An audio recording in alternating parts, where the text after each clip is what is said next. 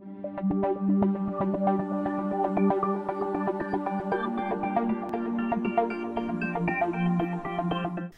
and welcome back to module number 9 on internal punctuation and the end mark. If you remember, in part number 1 of this module, I talked about the comma, which is the first of our internal punctuation marks in sentences.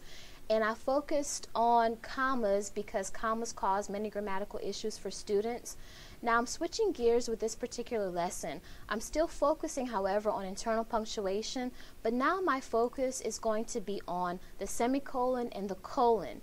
Again, semicolons and colons have a tendency to cause problems in students' writing. Sometimes students don't know when to use semicolons and colons correctly and properly in their academic writing, so they just start putting commas and semicolons and colons wherever and not really putting them in appropriate places. So in this lesson, we will learn how to correctly punctuate sentences with an emphasis on using the semicolon and the colon. So we want to focus on right now, this first part of this particular lesson, on internal punctuation number 2. Again, in a previous lesson, we talked about commas, which was our first internal punctuation. Now we're going to focus on the semicolon. Now you need to use a semicolon to separate two closely related ideas or two closely related independent clauses. And remember, we talked about in a previous module that an independent clause is a fancy way of saying you have a sentence, which means there's a subject, a verb, and you have a complete thought. So that forms an independent clause. Now you also use a semicolon to take the place of a period if those two independent clauses are closely related. Let's look at our first example that I have here on your screen. He decided to consult the map. That's our first independent clause in this phrase. Decided is our verb, he is our subject. After the semicolon, I have a whole nother independent clause. She decided to ask a pedestrian. Decided is my verb, she is my subject. Now these two phrases or clauses, our independent clauses, are closely related. So instead of having two separate sentences, two choppy, simple sentences, I can combine both of them. I can join them both together by using a semicolon. Our second example, one of the best ways to remember a vacation is to take numerous photos. That's our first independent clause, our first complete sentence. Then we have another independent clause that's closely related to the first one. One of the best ways to recall contents of a book is to take notes. So I have two closely related independent clauses.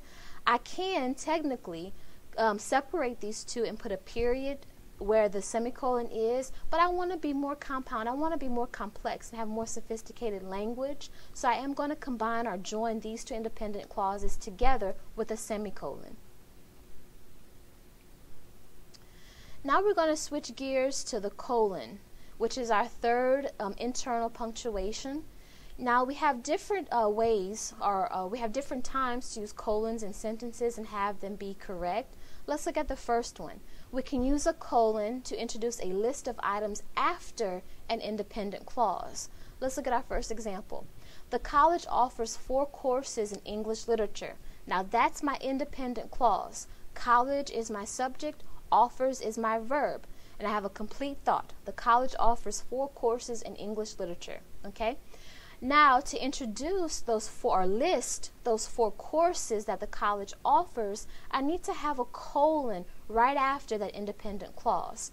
So now I'm going to list those courses: romantic poetry, Shakespeare's plays, the British short story, and the modern novel. Now I'm listing 3 or more things after my colon, and again, that colon comes after my independent clause, my complete sentence. Let's look at our second example.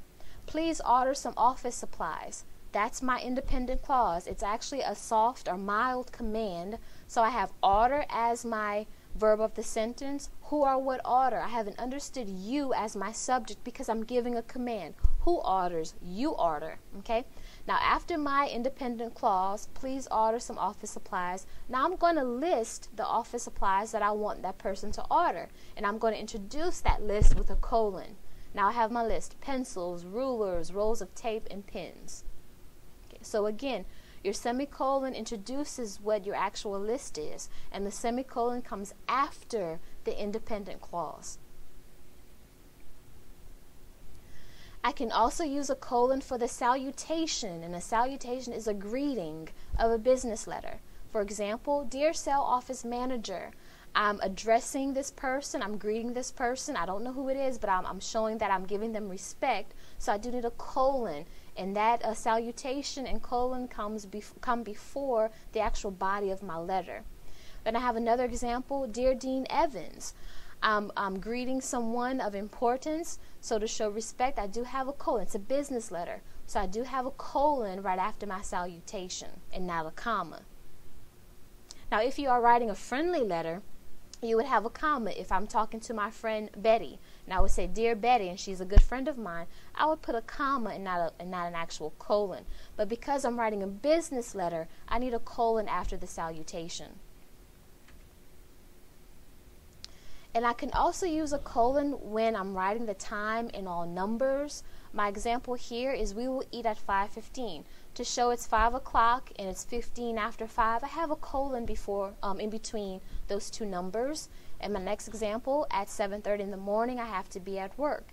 To show that it's 7 o'clock and it's 30 minutes after 7, I have a colon in between those two numbers. And a colon can also be used between the title and subtitle of a book. I have the book title, Plain English Please, a Rhetoric. Plain English Please is my main title of the book, and to show I have a subtitle, I do need to put a colon to introduce the subtitle, A Rhetoric.